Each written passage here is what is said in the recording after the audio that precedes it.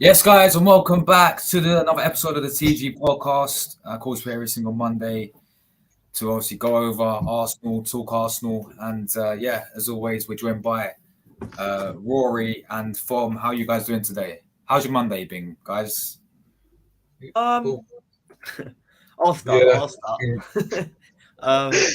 Mine's not been too bad, to be fair. Eddie Nketiah has just scored his first goal for my club in FIFA. Rory getting on the score sheet as well. Josh keeping the clean sheet from left back. Round of applause. But Wait, what? yeah, What are you doing? So you're doing create a club career mode?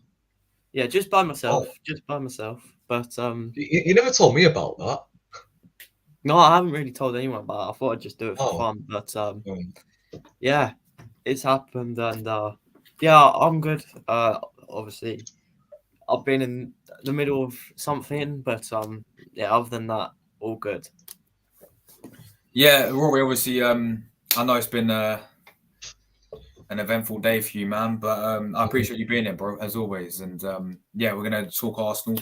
But yeah, let's get right into it, people. We're going to obviously make sure you guys sub to the panel as well. You got Tom's channel, literally, he's a guy on the left if you can read the name. You got Rory on the right as well. I'm sure you guys, all the regulars know these two. So yeah, make sure if you're not subscribed to them for some random reason you haven't already, make sure you do that. So yeah, let's get right into it. We're going to start off. By the way, I'm the one who put Stan Kroenke on timeout. By the way, let you know. Yeah, we saw that. me and Tom literally saw it, but before we started, we started laughing, mates. But yeah, anyway, let's get into people. Arsenal winning against Brentford, obviously on Saturday, 1-0 away from home. Kai Havertz wins us the game off the bench. 10 minutes to make an impact, and he comes off the bench and he gets us a winner. And fair play to the lads. Yeah, fair play. Big credit where credit's due to Kai Havertz for obviously coming off the bench, making an impact like that. But let's not kid ourselves, guys. Performance-wise, was not that great. It was really, really poor performance-wise. But look, the end result that matters, isn't it? And results business. We won 1-0. And we got important 3 points. We're top of the league now as well, thanks to Man City and Liverpool drawing. So we are top of the league. We're in a very, very good position now. But yeah, I'm going to start with Fon, bro. Thoughts on the game, bro. Thoughts on the performance, and obviously Kai Havertz getting the winner as well, bro. Well, I didn't manage to watch the game fully. I was out having dinner. But obviously everyone's got different views on the game, from I know you, Rory, Seb, you will have different views on the game, as does anyone else. But from what I've heard, it didn't sound great, to be completely honest. With the lineup that we started, Trossard, Jesus, Martinelli, Saka, Odegaard, you'd expect a lot more than a 1-0 late victory, but yeah, I said at the start of the game, with a lineup like that, very risky in terms of defensively. But who knew that Zinchenko would have a good game defensively? I mean, there's a first. Gabriel solid, Saliba solid, Declan Rice, Aaron Ramsdale. He was a bit shaky to begin with, but from what I've heard, he got better throughout the second half. Yeah. First half, he almost cost us a goal. Actually, twice. The first one was from Wizard, right? I don't know what he was thinking. Yeah, the first one was Wizard, and then I think they had a rebound as well, Brentford, didn't they? After that. So they could have moment where man threw the ball and then that's one of the way he threw it like he's playing. What's that? The cricket. Yeah, that's it. Like the bowler. He threw it straight to the Brentford player. Like, what is this guy doing? But to be fair, he definitely picks up second half. But you could tell from you could literally tell the guy had. He has no confidence. No confidence. Yeah, exactly. He has no confidence. What's his name? Neil Ramsdale. Yeah. Neil. Nick. Yeah, he came out during the international break. Aaron's lost his smile, all of that stuff.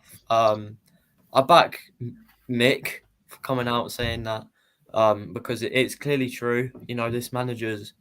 Yeah, I do rate the guy, Mikel, but he did lie to the fan base and to the goalkeeper, saying that he'd rotate the goalkeepers, and he's not. He is stuck with David Raya. Whether it's the right decision or not, we are not sure. For short term, it could work, but long term, we'll have to wait and see. Because if Ramsdale was to leave, and we'd have no other goalkeeper other than David Raya, I don't know about you guys, but I wouldn't feel great because it would mean that we'd have to sign another goalkeeper. Do you know how many we've signed under Mikel Arteta? I think it's 9, isn't it? Signing another goalkeeper. And how many of them have worked out? Exactly. How many of them have worked out? I mean, has Ramsdale worked out? For me, I think he's worked out. Yeah, I agree. I think he has. Even if we were to sell him, we'd get a lot of money for him. English, which adds a lot of market value. Good goalkeeper. He's been Arsenal number 1 for 2 years, 3 years, however long it's been. He's an England international. For me, he's not even playing for Arsenal, and he should still be England number 1. That's how bad Jordan Pickford is. If he had arms, he would have saved that Garnacho goal, but he doesn't, so he didn't. Other goalkeepers that we've signed over the years, Brunison, awful. How can you even use a word to describe how bad Brunison was? I'm struggling. Yeah, and then go on. Butterfingers. I mean, you're not wrong, but for me, the standout yesterday, we can't ignore Kai Havertz. Mikel at the start of the season, he was trying to force Kai Havertz into the team, playing him at number 8 in our midfield, and I feel like he's finally doing what Kai needed, which was when Odegaard was injured. Yeah, I have no problem with Kai playing when Odegaard was injured. I didn't even think he was that bad. But now Odegaard's back, I think Mikel's doing the right thing. Slowly introducing Kai Havertz off the bench. And it clearly worked the other day. Impact sub, got the goal. We were getting loads of crosses into the box. But, we just weren't scoring, which is why I said bring Havertz on, chuck him up front, we'll win the game. We chuck him up front, we win the game because he's on the end of a cross. I mean, sign me up as Arsenal coaching staff. Like, come on, I'm too good. I actually mentioned that on Josh's watch along. No, man said at halftime. Bring on Kai Havertz, and I literally laughed at him. I thought he was joking. But then look what happened. I was like, shit. He went and won it. Yeah. I was like, fair play. But, yeah. I mean, overall as a performance, it shows that we are title contenders, that performance, because we're not playing at our best, but we still managed to get 3 points. And for me, it's the complete opposite of Spurs, because Spurs played well against Villa, but they still lost. That's why Spurs, they're not going to be in the title race this season. Liverpool could fall off. You never know. They're still without a number 6. It could be between us and City again. But hopefully Liverpool. This year... Pardon? Liverpool? I mean, I think Liverpool will be up there. Liverpool might be up there.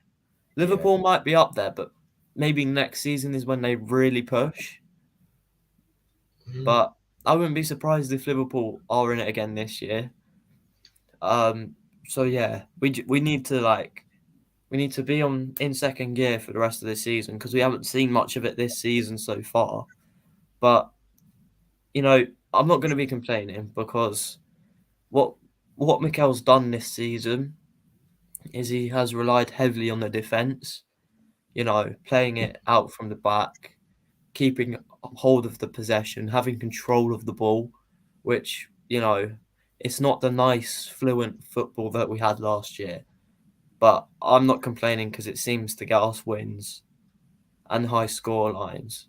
So for me, it I'll take it. Kai Havertz, respect. Yeah, fair enough, man.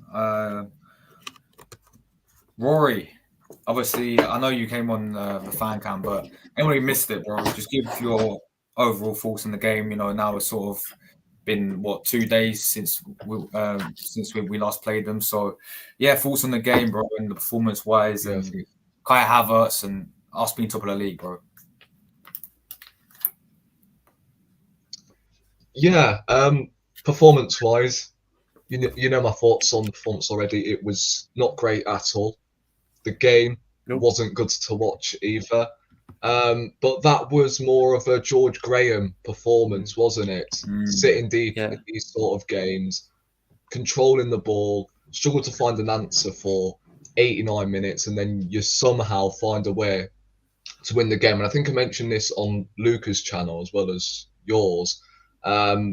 We're not willing to give up under Mikel Arteta. We can play until the final whistle to get something out of the game.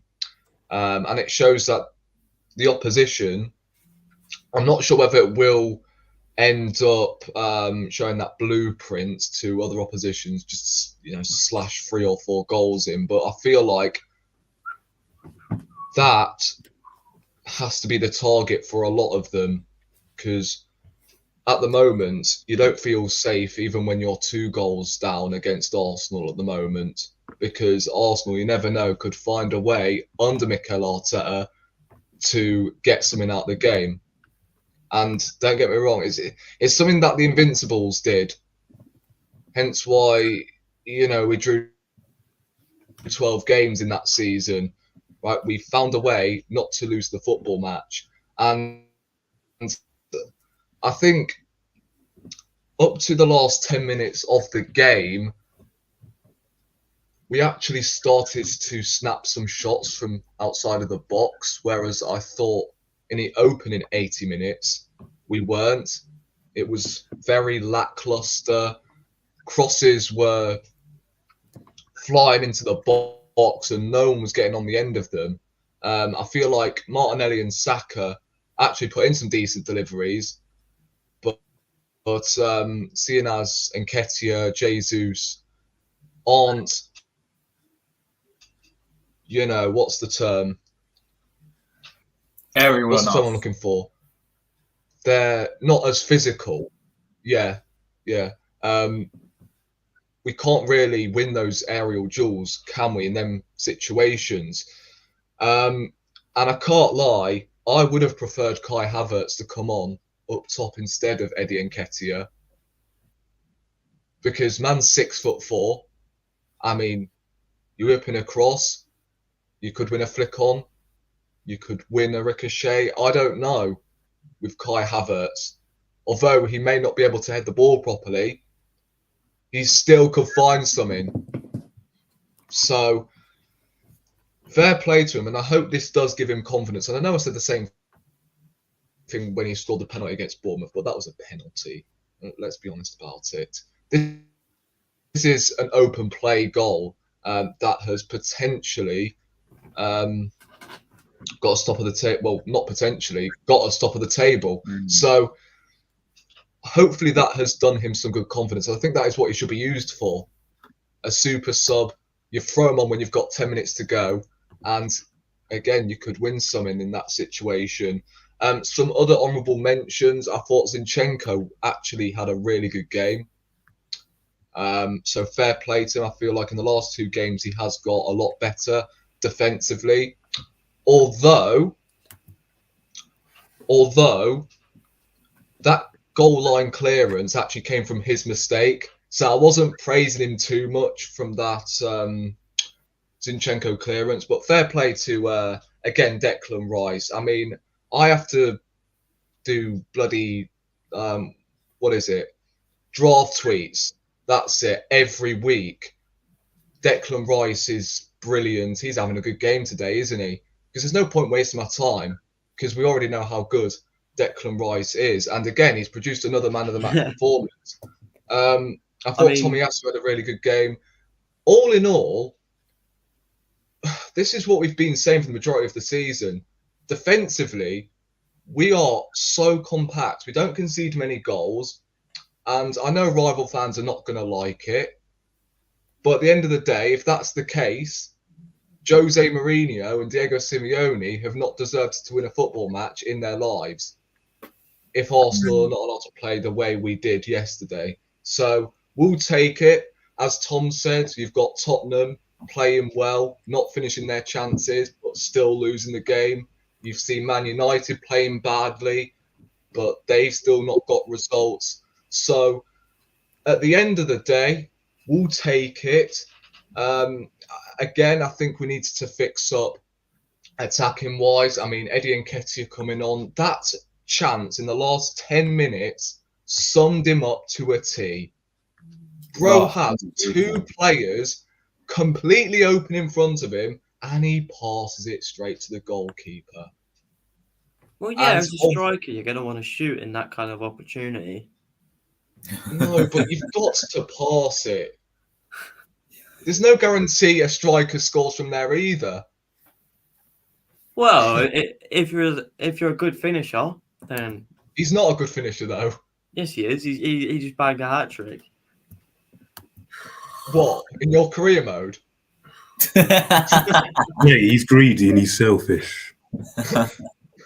Yeah, but to be fair, what you were saying about Declan Rice, I could literally go on here right now, go onto Twitter, draft a tweet, ready for Wednesday, saying he's had a good performance. I understand what you mean by that.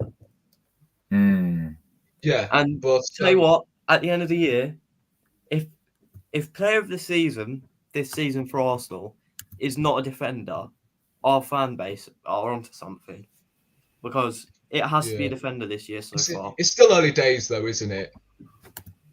I mean, to be fair, if Saka goes and bangs 20 goals this season, then give it to him. But if not, give it to a defender.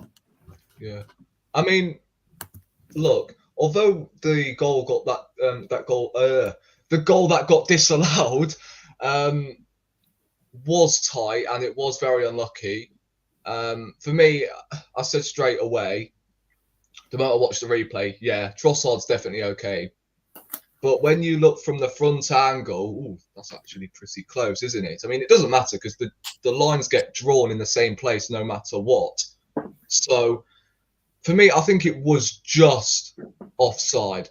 But I understand the frustration because, you got the Newcastle game where Gordon should have been offside. Man was right in front of the goalkeeper, but that didn't get given as offside. Because it's Arsenal, they're going to, of course, disallow the goal and change the rules every fucking week. So, brilliant. There was something else that I wanted to mention. I don't think I've mentioned Ramsdale yet. I mean, I thought he grew into the game in the second half, but he nearly gave me a heart attack. I can't lie. I was nearly on oxygen tanks. I can't lie.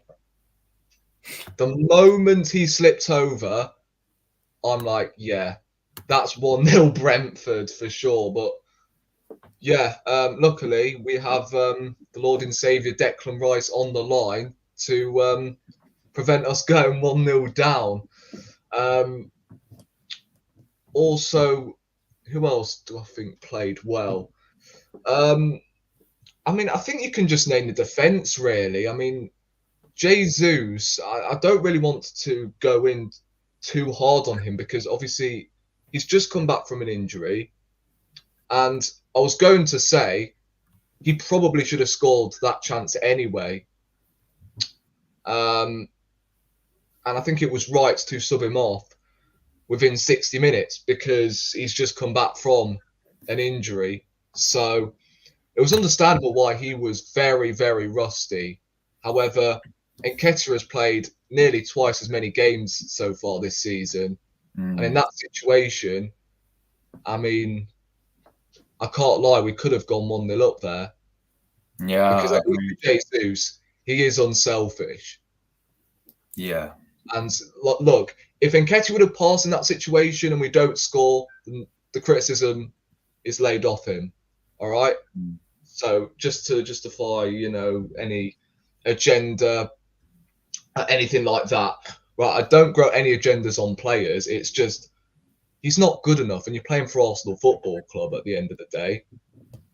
And let me ask you this: who's wearing the number 14 shirts out of our two strikers? Eddie. Eddie. Yes, exactly. So and he's on £100 a week as well, mate. Yeah, exactly. The finger should be pointed at Eddie. The thing is, though, more right, than Jesus.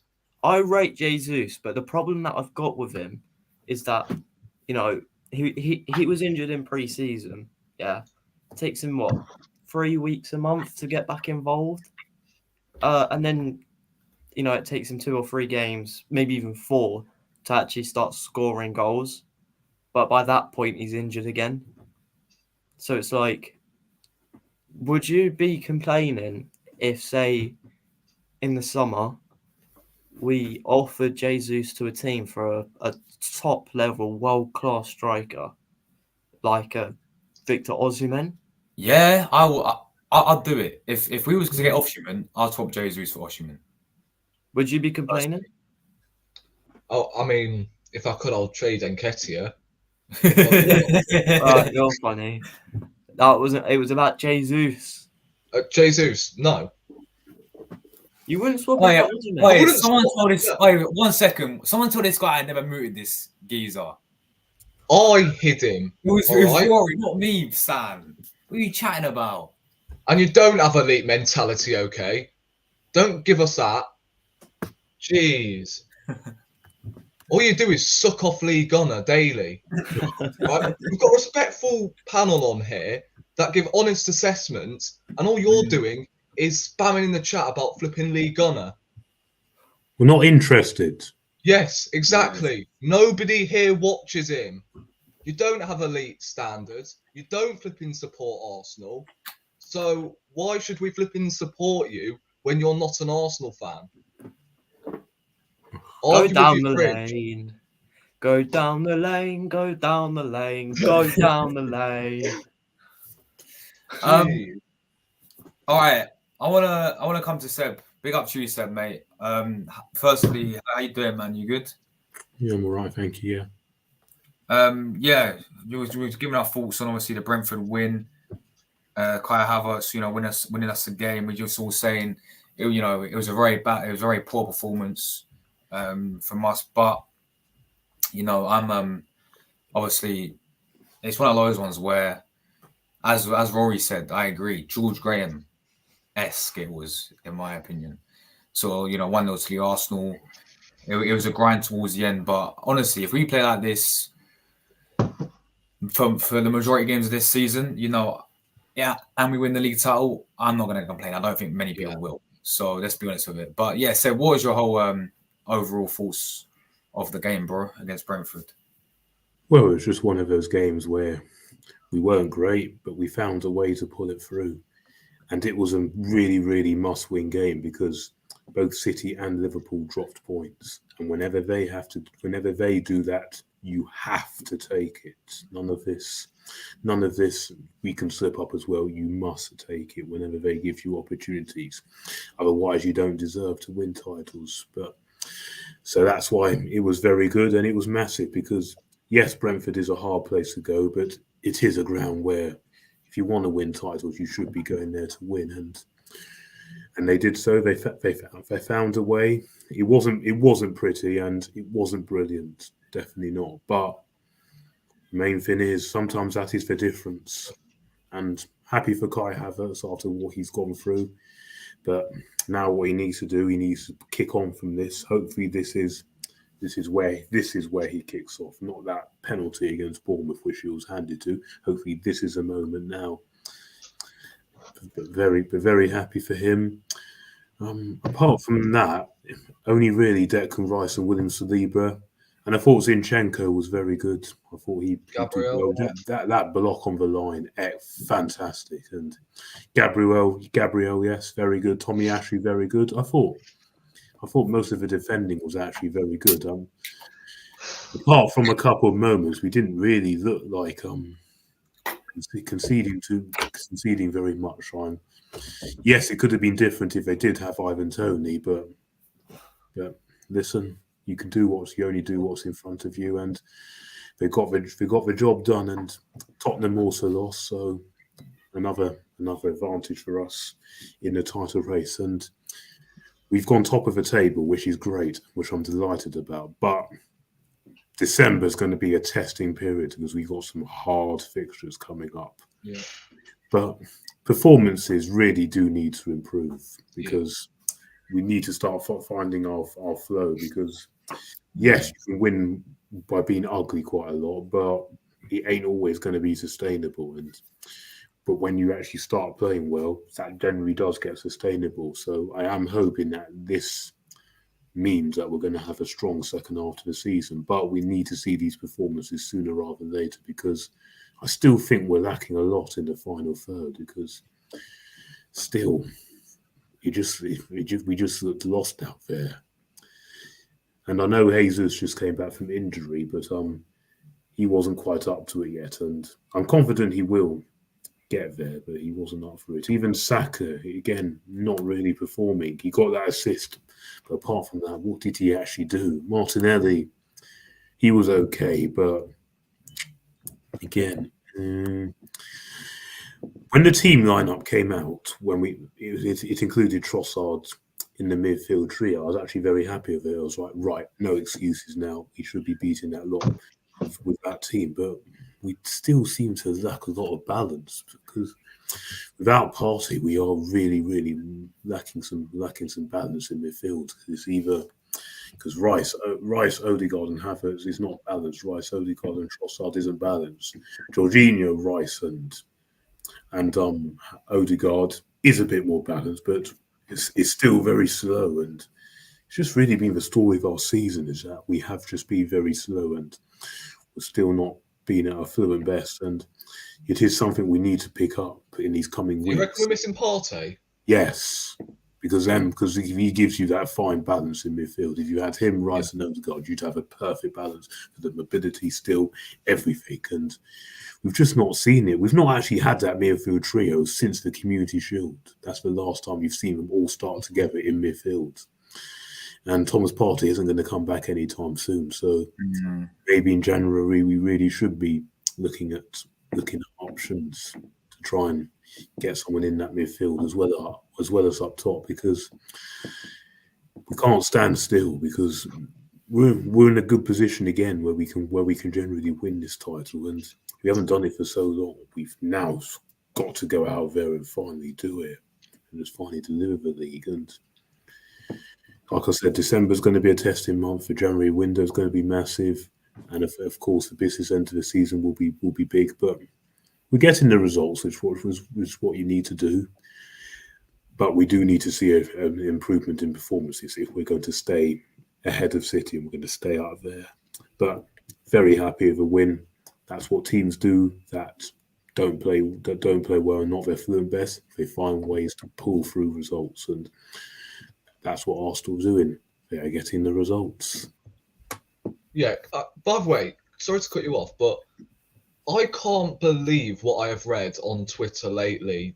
Oh, you can't celebrate goals, apparently, depending on the player.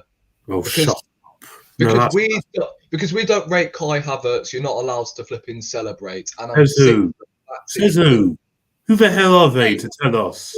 No, did you see Lee Gunner's watch along? I don't listen to what he said. No, everybody's posting it on Twitter. That guy is the biggest rat within our fan base. Yeah, I know. Everybody. Okay, what did he say? Go on I couldn't get away from it. Go on, what did he say? It was fucking ridiculous. That guy is not a proper fan. I don't care what anyone says. I don't care what even he says. He is not a proper fan. The worst one in the fan base, and he is beyond laughable. Yeah, I bet he was. And I've caught him a few times saying, "I want Arsenal to get smashed every week just to get." Yes, I've caught him saying that, and fans Yes, I that heard say that as that are not proper fans. Fans that say that, that's pushing. Yeah, it because he wanted Arteta sacked, didn't he? Pushing it too far, idiot. So you're telling me if Kai Havertz was going to score the winning goal in the Champions League final or score the winning goal to win the Premier League, I don't know about you, but I would go mental. Of course you would. Of course you would. And if he says he wouldn't do that, he's lying. He's lying. If he's saying, I'm not going to celebrate one goal that Kai Havertz scores, then what the fuck is his standard? Exactly. Exactly. Would you rather we dropped points than that? Would you rather we lost? Yeah, I mean, his one of these. Like, no wonder no one likes the him. North side sat next to him as well. Like, honest to God, I can't stand that law. Terrible. He wasn't celebrating either because it was Kai Havertz. Man has so much emotion as well whenever he talks about Arsenal. I know he does. And his Portuguese all he ever does is bring up is criticise our own fans by watching. It's all he ever does. All he ever wants to do is just get on that channel and just get angry. I'm just like, do you have anything better to do in your time than just watch fans and then overreact? That's all you ever do, and just get angry. Yeah. What's wrong with these people? You can't support the team when they're struggling. They don't bother supporting the team. They don't bother supporting the team when we get results. And no, we don't like Lee Gunner. No, of course we don't. Nobody likes him. We've never liked him. Yeah, I had a clash with him before on Twitter. Every time he was tweeting garbage. Yeah, even Stan Kroenke put it in the chat as well. That's why I put him on. And I know for a fact he's come back on just to rattle us because first of all, he says, "I hate Twitter. It's a useless platform full of you losers." But why do you come back on it then? And secondly, he doesn't follow anyone. That just tells you all you need to know.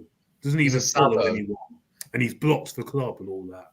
He blocked all that. He blocked Arsenal. Yeah, he did for the page. I caught him saying that after the Lons game. Oh my God! I don't think we don't know this.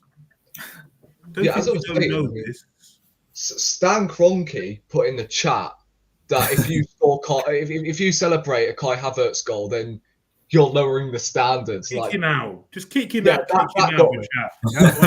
Kick him out. Kick him out of the chat. Seriously. Anyway, lads.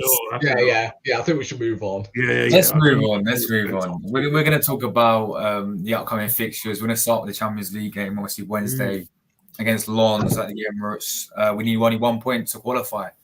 Obviously, I'm not going to underestimate Lens. I'm going to do a preview. Obviously, I think either today or tomorrow, depends how late it gets. But yeah, they are currently 6th in the French league. They have obviously moved up. And they picked up their form massively because I think when we played them initially, I think they was in the bottom.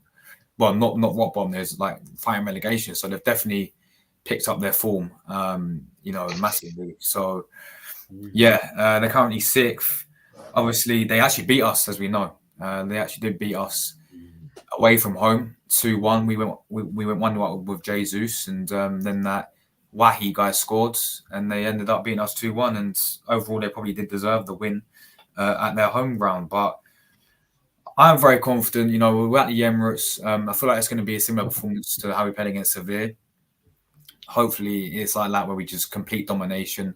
They have played 2 games after they beat us. They actually lost to PSV away and they drew with PSV. So they're currently 3rd as well in the Champions League group. But yeah. I'm going to start with, you know what? I'm going to come to Seb first. Thoughts about going into this game, mate? Wednesday night, Champions League. All we need is a point. You know, how you feeling? Yeah, I'm very confident. As long as we're professional about it and we play our game, then we should comfortably be winning this. But yeah, going into this, we actually go into this with 3 wins in a row, no competitions. So we're going into it in good momentum, and the squad is actually fairly healthy. I know we got a couple of injuries, but it's fairly healthy, and that's what you need going into this game, and then also going into December, which is a big period for us, and we've got to finish the job, and we've got to be professional about it, because in that game against PSV, hopefully we can rest players then, but you get the job done first, and you secure top spots. So yeah, go full strong, and get the job done.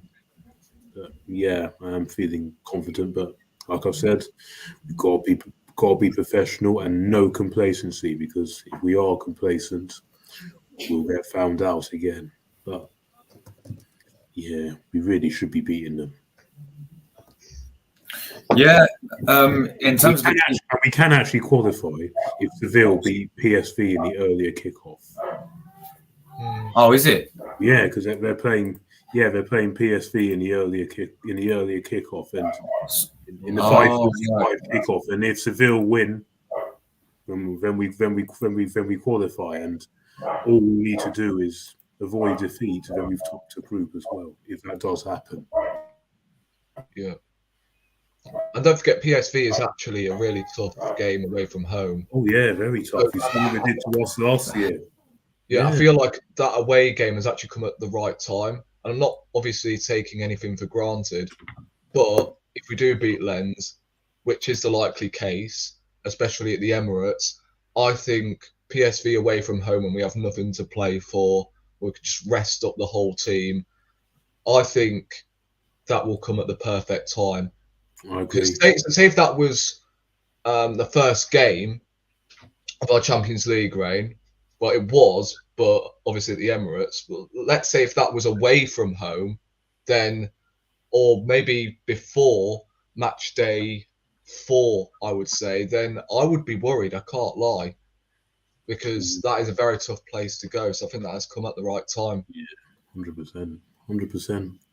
In terms of the team, right, Seb? In terms of the team, would you go full strength? Yes, we have to. Yes, be professional and get that job done. Yes, no messing around or making big changes until it is fully done.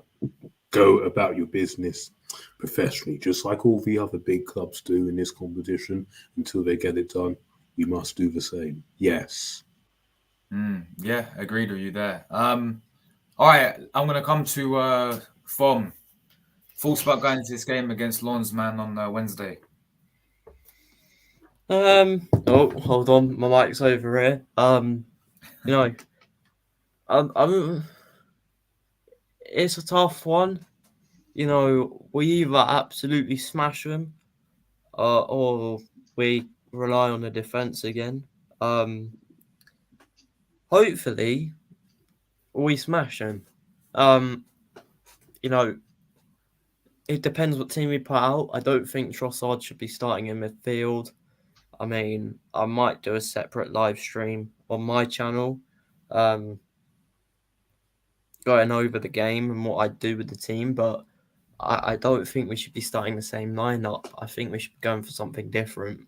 You know, I think this is Kai Havertz's time to shine. You know, play from the start and actually score a goal from open play, you know, from the start.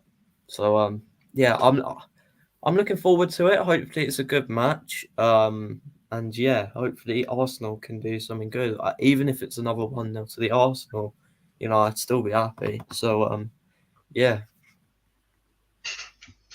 Yeah, fair enough, man. Rory, what about you, bro? How are you feeling about going into this game against Lens? Not a lot you can really get off your chest. I mean, it's the 5th match day of the Champions League. We just need a point or two to get through, depending on if results go our way. Hopefully we do get the job done. I would go for a strong team, but I wouldn't. I don't know. It's difficult because I don't want to make it seem like I'm underestimating Lens or Lons, however you pronounce the team's name. But I think the fringe players can go out there and do a job. Not position by position. I would still throw some first team players out there like Saka, Martinelli, etc., etc. I would probably go with a Kai Havertz as the false 9 and give Jesus a rest. You wouldn't? Really? Go full strong. Must. Yeah, but You've got surely Kai Havertz is good enough. You got to wrap this game I up. think if we're going fully strength, Kai Havertz gets into the team at the moment. Yeah, and I would rather him up top than midfield, that's for sure. Oh yeah, you would. You would. I can see why, but game off the subs bench again. That's what I do. I go similar to how we started against Brentford. Except change Jorginho in midfield. Though. I think that's what. Yeah, not Trossard. Oh yeah, you can do. Oh yeah, you can do that. Yeah. Yeah, I think I'll actually stick with Ramsdale. No. In goal. No. You sure? Yes. You wouldn't. Raya needs. Ramsdale's got to get his chance in the Champions League. He will get his chance against PSV, and that's it. I don't think he will. That's the last game he gets. We'll start Carl Hein in goal. Good old Carl Hein. No, he won't. No, he'll be. Yeah, it will be Raya, but I would tweak the team a little bit. I would stick with Ramsdale. No. I would still. Come on, Ramsdale is good enough to. You're okay, but yes, okay, but like, that's for another debate. Yeah. I would actually stick with the same defense, and then midfield. I would bring Jorginho back in, and then I mean, the centre forward position is a debatable one. I mean, you could go Trossard through the middle, you could go Jesus to increase his match sharpness, or you could stick with Kai Havertz.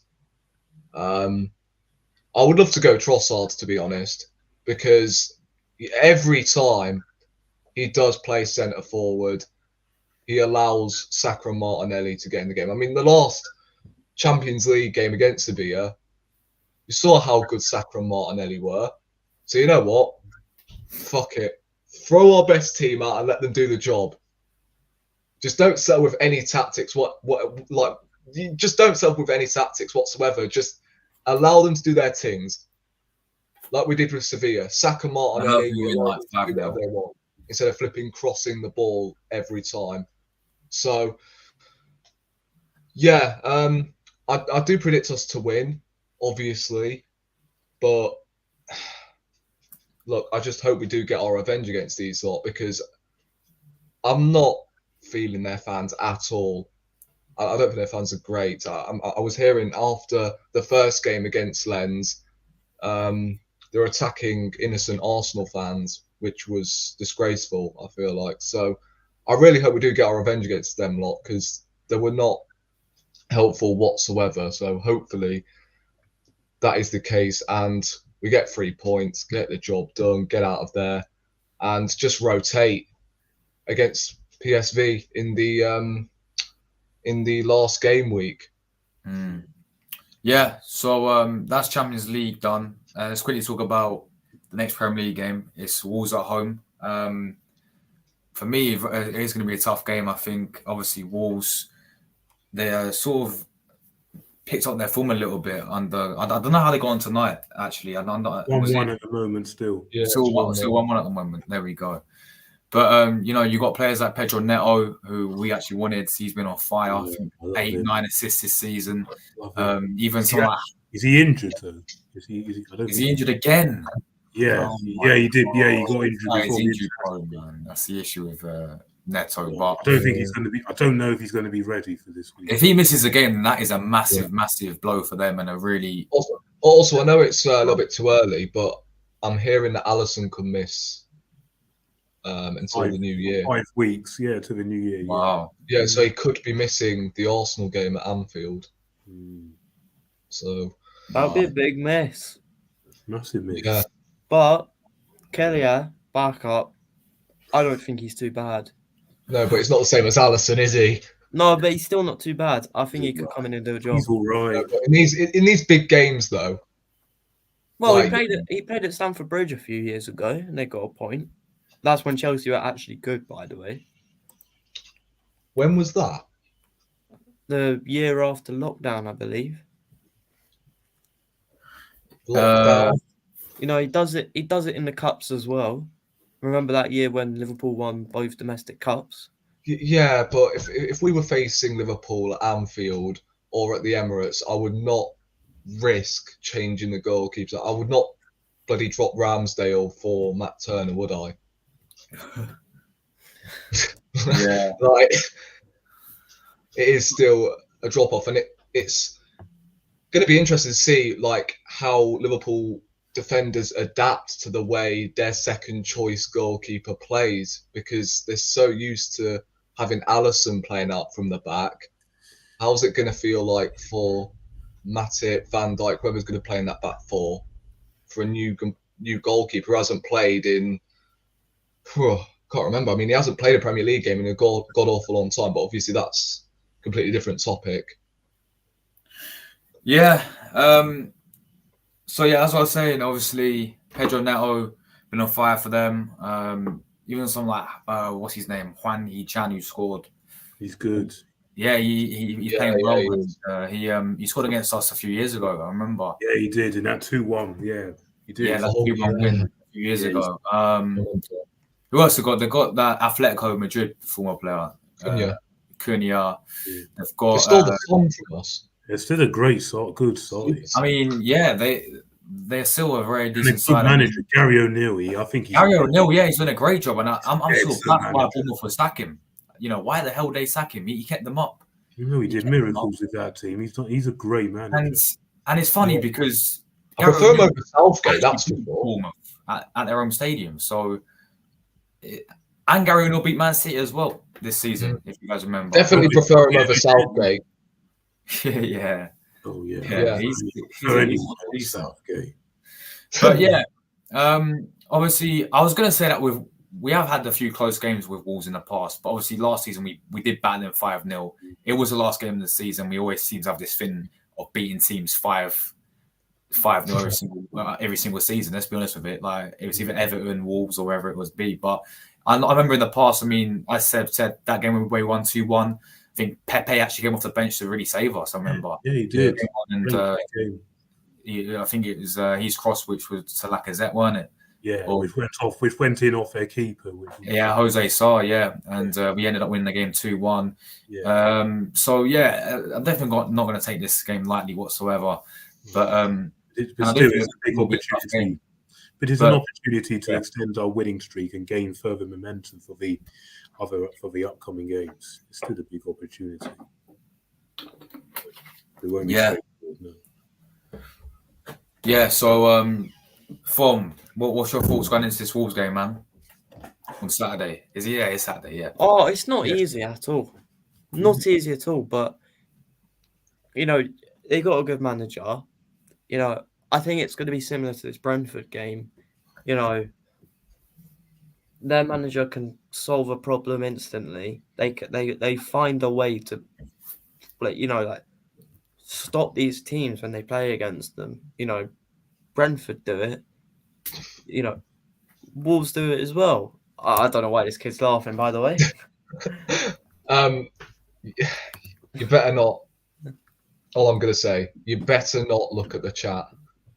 Oh, hold on.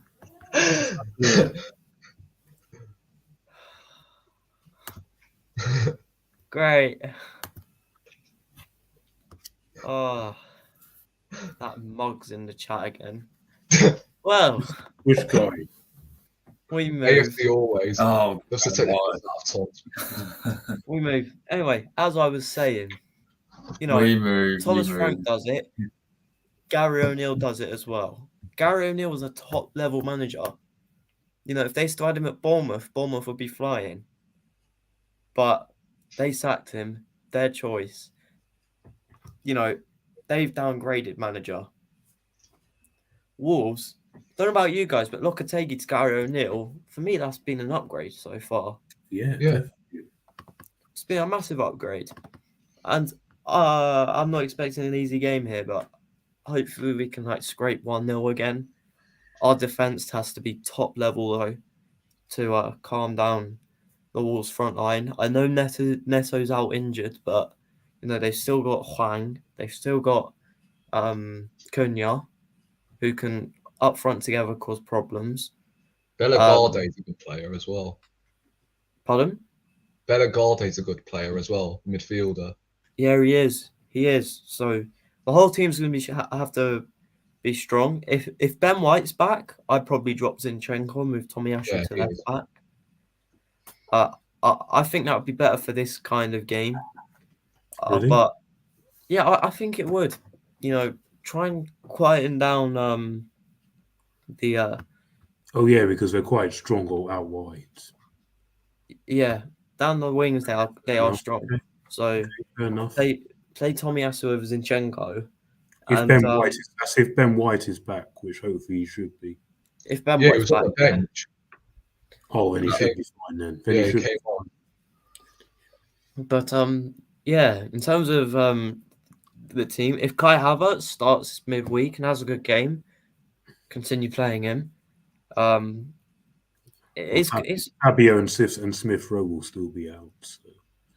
I don't think I'm too bothered about Fabio, but Smith Rowe's a real loss. Yeah, they'll both be out. I mean, Fabio's been hit and miss this season. Smith Rowe, when he's played, he's looked decent in terms of the actual status that he's in at the moment. So yeah, I mean, are we doing predictions here? Josh? He's on mute. Oh, we're doing predictions. Yeah. We are. All right. Well, for Lons, I'll say 2-0 to the Arsenal. Wolves I might just go 2-0 again. 2-0 both games. Because we don't like conceding at the moment. Yeah, fair enough, man. Fair enough. Rory, what's your thoughts going into this Wolves game, man, on Saturday? Yeah, it's going to be a tough game. We have to be wary of, obviously, the threat down the flanks. So, I don't know. It's difficult because I've just seen on FotMob that when Pedro Neto is out injured, they set up with a trio, so a similar formation to Brentford. So it could be very difficult to break down. So therefore, it could be crying out for a game like Zinchenko if he is fit. So that is a little bit of a toss-up.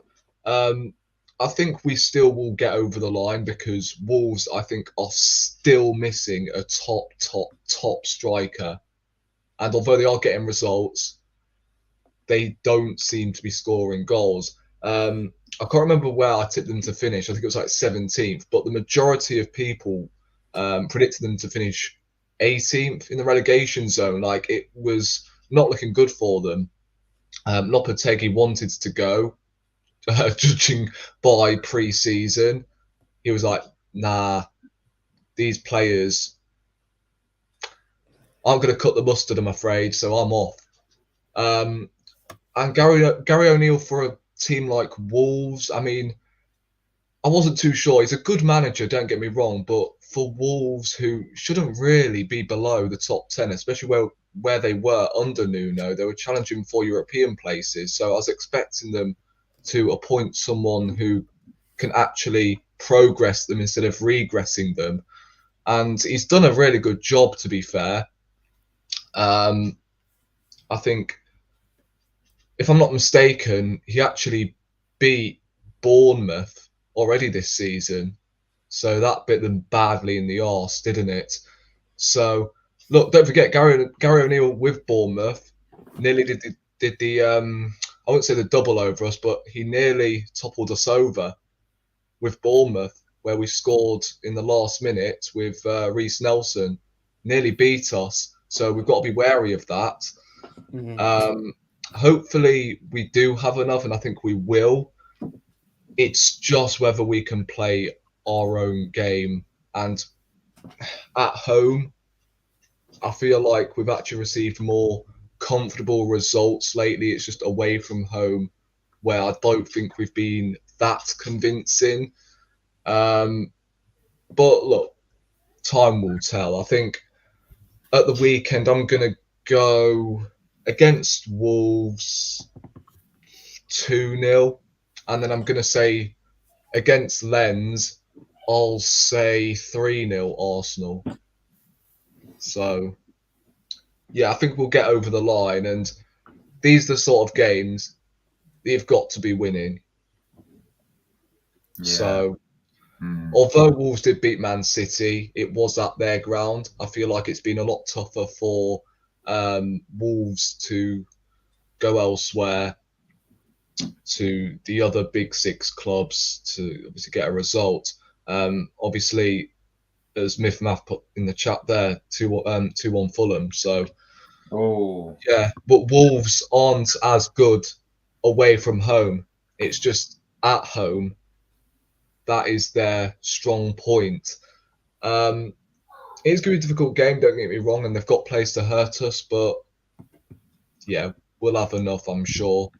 And next week is obviously Luton away. Goodness gracious me, I couldn't imagine how tough that game would be. I mean, towards Christmas as well, in a cold, rainy night, 8:15 kickoff. I mean, 8:15? That is a joke. Yeah, I think it is 8:15, isn't it? I just took a wild guess. I thought it was 2:15. I don't know, but I'll have a look. Man, It's I'm not the kind of 8:15. Luton. It is 8:15. It is. No, you're right. Oh my days. Tell you what, good thing though. Amazon Prime. Oh, their game coverage is the best. What, he's on Amazon Prime, the Luton Yeah. game? Yes. Oh, Yeah, I've great. got I'm Amazon actually in time for once. Mate, Amazon do the best coverage of the Premier League. They should Yeah, buy it mate. from me. I wish they buy it, man. I Yeah, bet they'd same. take over. Yeah. Yeah, but Better than all this Sky Sports and TNT Yeah. yeah. awfulness. Listening to Gary Neville on commentary. Oh my god. Ooh. Oh. It's into Garnacho. Oh.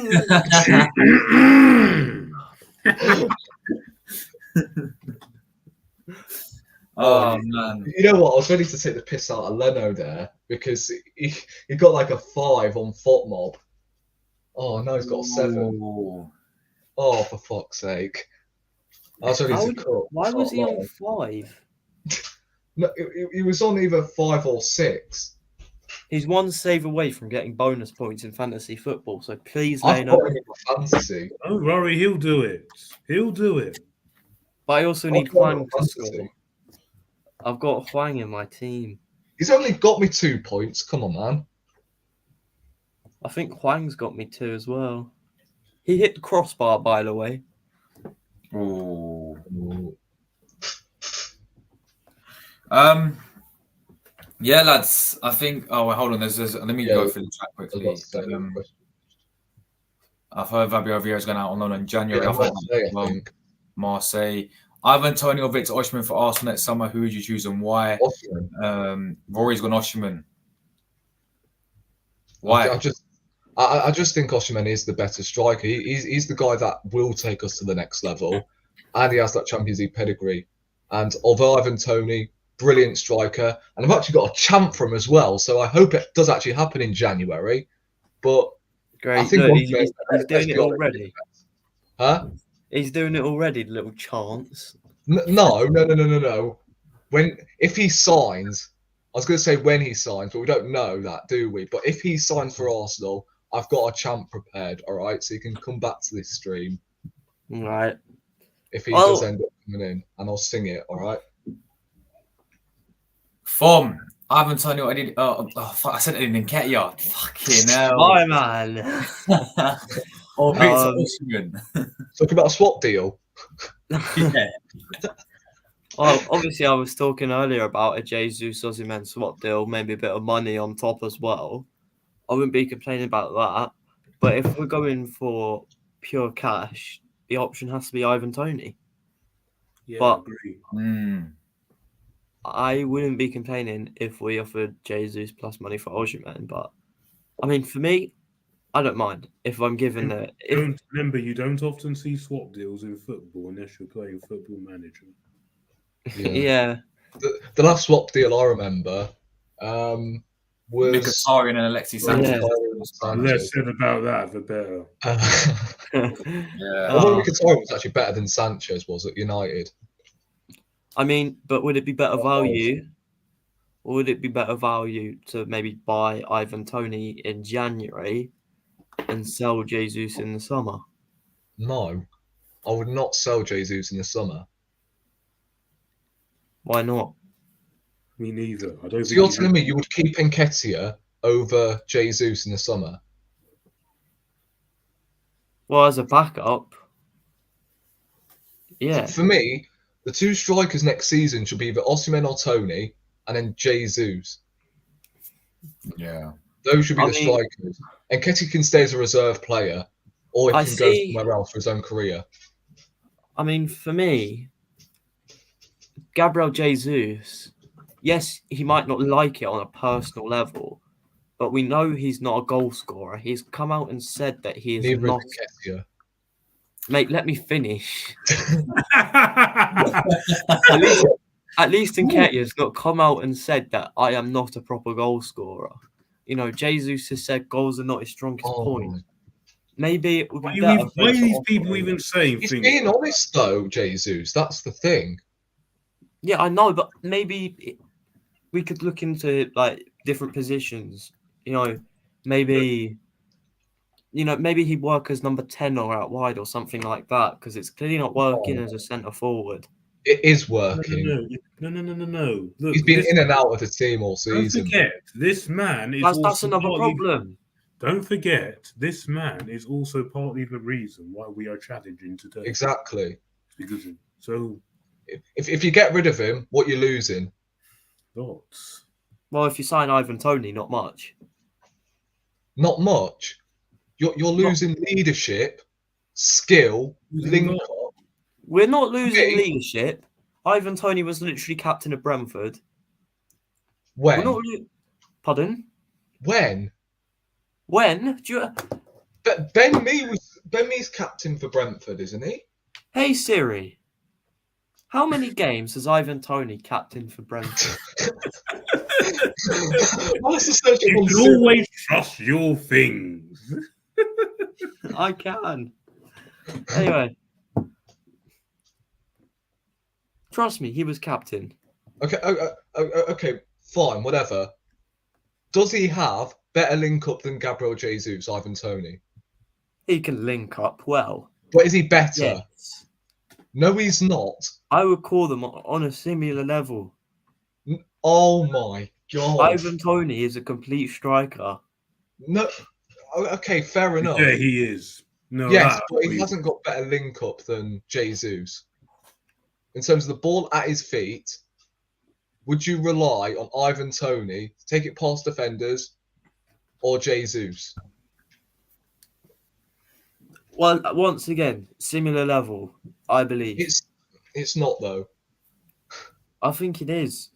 And How? Jesus, if he's on main number 9 for this season, yeah, have him as the main number 9 for this season and last season. How many goals would he score, do you reckon, in 2 years? Go on. Little Rory prediction. Well, if he manages to stay fit, then I'm saying 15 plus. Okay. Ivan Toney would outscore him in 1 season then. And Yeah, look, okay. Matthew, But Matt it's in not the all about chat- the striker at the end of the day. 49 games, Tony's captain, says Matt. he is captain Brentford 49 Okay, times. fair enough. But I wouldn't say, in terms of all attributes, he's not better than Jesus. Goal scoring, yes. Physicality, yes. But Jesus, whenever that guy gets hold of the football, he makes the ball stick. He does. Like, come on. The disrespect that is going towards him. Right, let me ask you this question now. How many goals did Firmino score in that title-winning Liverpool side? I mean, it was like 15, 16, something No, like it that. wasn't. It was like 11. Okay, 11. 11 goals for Firmino, right? It can be done. It's the same with Man City. Before Haaland came in, who was their striker at the end of the day? Jesus. Sergio Aguero. Okay, Sergio Aguero. But Jesus was dragged out onto the right and still scored goals. Not as many as Saka would in that team. Saka would have got more goals than Jesus in that Man City team that year. Oh my God. Hold on. Is that factual though? Pardon? Is that factual though? Yeah. You just said Saka would have scored Jesus more that goals. year. Jesus that year. Correct me if I'm wrong, but he got what 8 goals that season He's in the and wide. out, man. From You the could be a wide position. world-class player and not get into that Man City team. Pardon? You could be a world-class player and not get into that Man City team. Okay. Right? Aguero was actually City's top scorer with 21 goals. Right? None of this 25 plus goal BS. Right? It's not all about the striker at the end of the day scoring 25 plus. It's how the team functions together, for God's sake. Right? And I actually agree. I think the problem is that we don't have flipping creativity. Right? Granit Xhaka. Yeah, but hold on. Even do Brentford have any creativity? No. Well, yeah, true. Yeah, true. I mean, but you say that, and then you how many look long at the throw-ins? team. Hold on. How many times do they dash balls from long throw-ins? Yeah, true. And with someone if you have Ivan Toney and Kai Havertz in the box, them big men up top, they will win them headers. Yeah, I'm not saying I wouldn't take Tony. It's just the disrespect towards Jesus that he can't win a league title if he is the number 9. Right? I would say Ollie Watkins, but there is no way he's a better player than Jesus. Similar type Really? of player. To me, he's a similar type He's of not. player. He is. No, he's not. I think he's a Yeah, completely is Ollie Watkins better than Jesus? Sorry? I think he's a completely Is different. Ollie striker Watkins to better than Jesus. No, Jesus? he's not. I think he's completely different to Jesus. Similar. When I I'll watched say Ollie Watkins for I'd England, still he rather didn't have play Jesus, but I think Watkins is a better finisher, but overall play. Yeah, Jesus is Overall better. play, there's not a lot in it because I massively rate Watkins. There's not a lot. But Yeah, and we say Jesus just edges it overall. I mean, you say we lack creativity. You say we Similar. lack creativity, yes? yes, we have less chances created than Luton, by the way, this season. Yet, Wait, no, you're lying, Yeah. surely. Yes, we do. Wait, what? Well, we have around the same amount of. As Luton? Yes, we're still scoring goals. We're still scoring vital goals when it matters the most. yes, but we're spreading the goals across the pitch. Yeah, we And are. most of that is down to Jesus because Bro drags players out of position, right, to then allow Saka and Martinelli to get into the game. Why do you think Saka, Martinelli, Odegaard, all of them guys reached with double figures last season? Because of Jesus. And look, I'm not saying, again, I wouldn't take Tony. I would take Tony in an absolute heartbeat. If we were to start, We can win the league without Tony. That's a if fact. we were to sign him, would he start for you? What, Tony? Yes. Yeah, well, Oh, probably. yes, he would. Yes, he starts. He'll start on the bench for a couple of games to then, grind into the system. He'll get thrown on in the odd game to get us a Wang winner. has scored. Oh, Who's scored? what's happened to Oh. me on Fantasy League? What has happened to me? I was on top and I finished first game week with like 100+ points, and then Then you fell off. I fell off. You fell off faster than Spurs.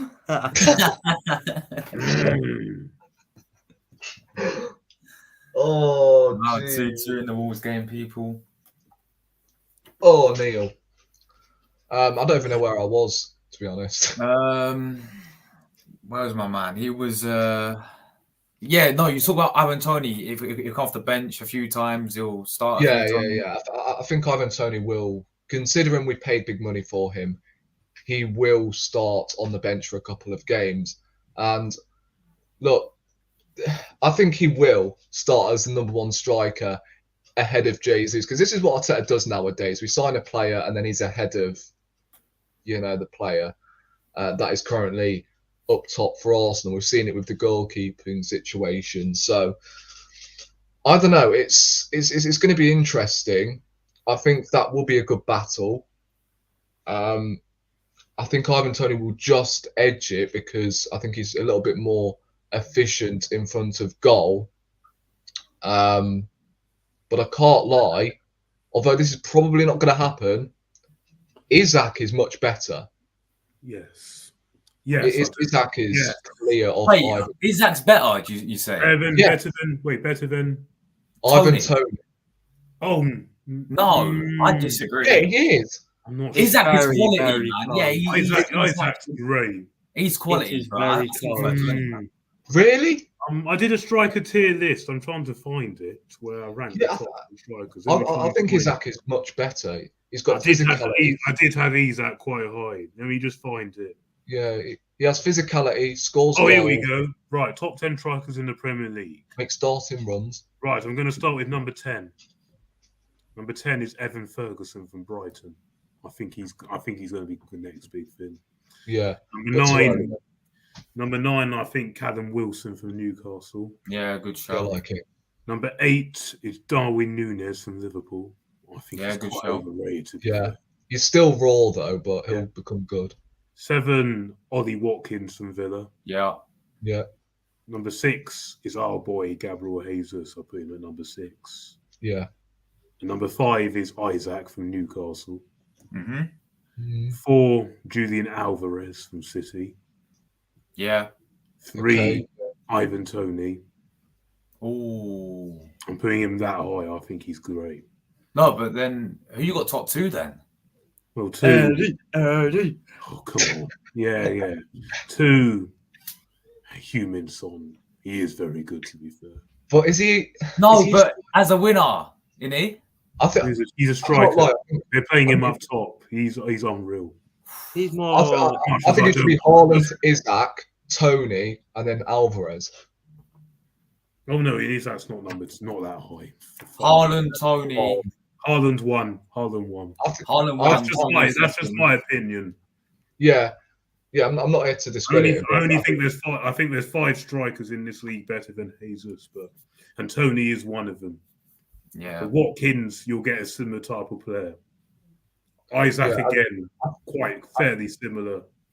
But The thing is, Isak he's great. has over Ivan Toney is he would run. He would run for 90 minutes. He would make something happen when the ball is at his feet. Bro was at Everton's funeral last season. And when he took on about 5 or 6 players and set up one of their goals. And obviously, I'm not like I'm not trying to put too much pressure on the kid because he's still young, but he definitely reminds me of the reincarnation of Thierry Henry. I can't lie. The way he runs with the ball and the fact he is physical as well. Sorry, who's this about? Isak. Isak. Yeah, physical, great on the ball. I take him, but you lot we'd probably get annoyed with him a few games in because he'd probably be injured again, and then we'd be stuck with Nketiah. I mean, I'm not complaining, but No, we'll have Jesus though. no. Would you swap Jesus for Isaac then? What? Why have you done this to me? Come on. I'm not sure I would actually. There's not much in it. I'd only swap him for. Do you think they're both similar players, Jesus and Isaac? Well, I don't think Isaac is that much of an upgrade. I think he's a slightly better player, but he's not that much of an upgrade. When you want to replace, I mean, he's one of my favourite players to watch in the Pro. When you want to replace players, you want upgrades. That's not a huge upgrade. Yeah, I agree. I agree there. By the way, Josh, wasn't there something else that you wanted to talk about? Was it Tony Adams on Arteta? Oh yeah. Oh, I don't know. I think we had a little discussion about it yesterday on Lucas Stream, me and Rory. I don't know if you guys saw from. I heard what he said about if I've heard about it. I haven't listened to it yet. If basically he said if we signed with Emery, right, he would have won us a league. No, he wouldn't have even got us in a title race in the first. No, come on. He wouldn't have even got us in the title race in the first place. Yeah. And look, first of all, full credit to him for what he's doing at Villa. He's done an unbelievable job. AFC always. This is why I've got something against you. Just because he's our best ever captain, it doesn't mean that you can't point it out. How many times have we pointed out Ian Wright for his flipping delusional opinions? Well, true. Paul, you have to realise. You do have to realise they do have a right. The job is. You do have to realise that. I don't agree with him in this sense, but you do have to realise when our ex-players come out and say that, especially ones that've got statues outside the Emirates for what they've done. Yeah, they actually they do have the right to voice their opinions, and we should listen to them. But As much as anyone else. If it's just people like Gary Neville and that, or just talking nonsense, then no. Yeah, but the thing I don't is, agree with him on this case. No, I don't. Yeah, I mean, people are forgetting. Emery never had 700 million to spend. Bro had 200 million, near enough the same amount of money Arteta had in his first 2 summer windows. Get it? But don't forget, what are you talking about? And I'm going to be doing a piece on this. And I'm going to be writing a piece on this when we play Villa the following week. A piece is coming out. Torreira's at number 10. Exactly. Look what he did to Torreira. When he knew jolly well he wasn't then. He knew jolly well. Played 3 DMs as well. And when also, let's not forget, when we in that running, we have the easiest running. It was there for us, top 4. And then he goes and messes it up. Remember against Palace, that team selection he did. When he at least when Arteta bottled to top 4, we missed 2 of our best players in Tierney and Partey. Under Emery, missed Aaron Ramsey. His full squad at his disposal. No, but hold on a minute. Look at the team he was dealing with, man. He's playing Lichtsteiner. We had Lichtsteiner, Socrates, Mustafi, Mkhitaryan, bloody Alex Iwobi. Yeah. Who bought them in? Huh? Who bought them in? Yeah, but he didn't want them. He wanted Lichtsteiner. Okay, yeah, that's one. He wanted Lichtsteiner. I said that's one. Yeah, he wanted Lichtsteiner. But what I'm saying is, right, he had players that he didn't like. He wanted Fabinho, but he said he got Guendouzi and Torreira. He wanted Partey before we even signed him, but I said he got Torreira. Right. Hold on. Let me flip this question on you. How many number 1 targets has Arteta bought in? No, I agree. Loads. Yeah, but Arteta also bought in Willian as well. So they're both. Yeah, true. True. Yeah, he had. Yeah, to be fair, he did. And he's now done Kai Havertz, which you have to be honest. Yeah, but at least Kai Havertz was number 1. Yeah, we wanted Kai Havertz, and at least we got that deal done. Listen. Arteta has done a miles better job than what Emery did at Arsenal. Yeah, he did. Yeah, we're not saying. That's a big miss. Who's Lamina to miss the Arsenal match. That is a big miss. Well, did he get booked? Yeah. Oh, great. Oh. There we go. So no excuses. There we go. But I think... Yeah. Yeah, go on.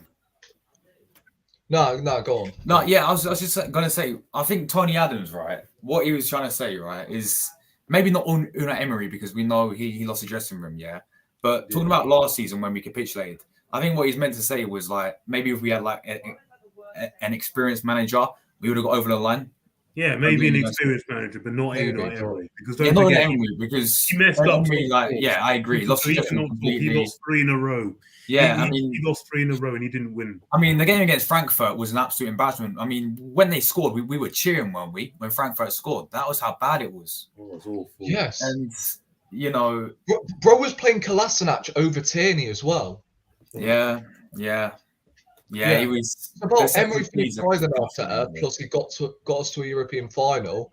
Bro, how many times did we ride our luck in that Europa League season? We lost to Bate Borisov, lost to Rennes. Like he had to fix his own mess. So even in that 22 game run, we were quite fortunate in a lot of those games. Yes, we were. But Tottenham was a good win. That was a great win. Fulham was a great win as well. But apart other than that, I think Leicester, we were fortunate. Yeah. Although that was the game where it was Emery ball. Like I did enjoy watching that game in the second half. We were battered in that first half. There was that goal before half time that got. Yeah, I thought we got fortunate against Valencia as well. I thought we got fortunate against Valencia as well. Both legs, like the opening, true. Yeah, in the opening 30, we got battered. No, but we did do well against Napoli. To be fair, that was a good win. Yeah, that was good. But both legs, literally, we kept clean sheet as well, didn't we? Both legs. Yeah, we did. That was light work. I didn't think it would be light work. That was light work. Yeah, look, and then obviously second season, just capitulated, man. There was not one good performance in there, and then he failed to win his last 7 games in all competitions. You do that. I think he has to go, man. He had to go. Honestly, like I think we're all happy for a minute. Like the job he's doing for him. He's been nothing against him. But to be fair, that is his level. I don't think he's good enough to manage a big club. I think he's a Europa League standard at best, because people can always look at that. He's won 3 Europa Leagues in a row with Seville. Yes, but 2 of those he dropped out of the Champions League. By dropping out of the Champions League. And I'm sorry, you can't be doing that at Arsenal.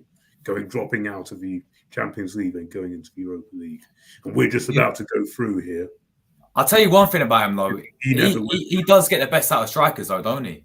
Look at Aubameyang and Lacazette. Yeah, they were electric. Look at Ollie Watkins. Yeah. Look at Gabriel. What's his name? Moreno from Villarreal. Oh yeah, he was great. Who's the Sevilla one? The guy here from Sevilla who was balling out as well. Edison Cavani, wasn't it? Was it Cavani? No, he wasn't there. Cavani wasn't. No, not Cavani. That was at PSG. Cavani was at PSG. It was who's the one who was at Sevilla? Gamero. I can't remember. Is it Gamero? I don't know. I really can't remember. I think it was a guy at Sevilla as well, but yeah, man, that's one thing I'll say is he did get the best out of strikers. So look, fair play to Mr. Good Evening, man, and I actually hope. Obviously, we're going to beat them at Villa Park, but I actually hope that's going to be a very tough game. I mean, have you seen that home record? It's since we were the last team to take a point off. The 4-2 game, yeah. Apart from them, they've won all 13 in a row on home soil. Yeah, you see. That is impressive. So that's going to be a hard game. He literally played Aubameyang on the left wing like 60% of the season. I don't know what you're talking about. But to be fair, he did know how to how to make it work. He did know. Yeah, and Lacazette as well, to be fair. Yeah, both of them were. I mean, that Europa League. We have both. You have to give him credit for that. And I will give him credit for Saliba. He bought through Saka. He signed Smith Rowe. He bought through Smith Rowe. He signed Martinelli. Leno signed him. I'll give him credit for that. Yeah, man. Yes, I'll credit for that. Signed your boy, Seb. Yeah, he did. Yeah. Look where he is now. Ugh. Yeah. Oh man. Let's not go into that. He'll be here all day with me. Yeah. But anyway, guys, I think that is it. It's almost 10 o'clock. Yeah. So, yeah, we've been going on quite a while. But yeah, thanks everyone who came in as always. Seb, mate, big up to you, bro. You got any articles? Oh yeah, coming? I've got one this week after the Champions League game where I'm going to be analysing our December schedule and just going through it all in detail and some stats and all that. So you've got the December period coming up, and then a week later when we play Aston Villa, I'll be talking about this man Unai Emery and why he got sacked at Arsenal. So two interesting articles coming up. Yeah, big up to you, man, as always. Fon, bro, you got anything lined up? Well, thanks for having me on. Firstly, you know, been great as always. But might do something to do with the Lawns game. I'm going up to Wembley on Friday, which would be good. Maybe a little vlog there. We'll have to wait and see.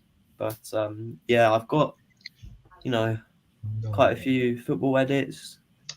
I've enjoyed making them at the moment, and I'm starting to get really active on Twitter as well. So yeah, drop me a follow. Let's try and get to 100 followers before Arsenal next kick of football.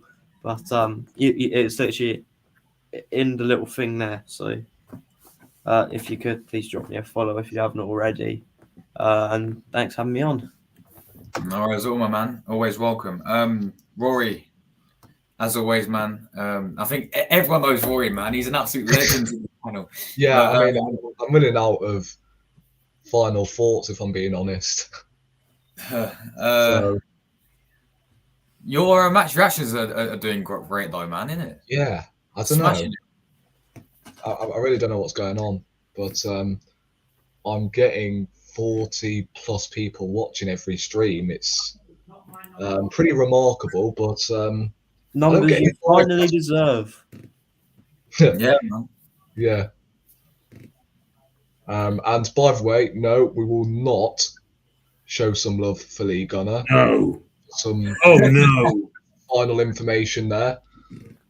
There's been another penalty from Jordan. Jordan said to who, Jordan?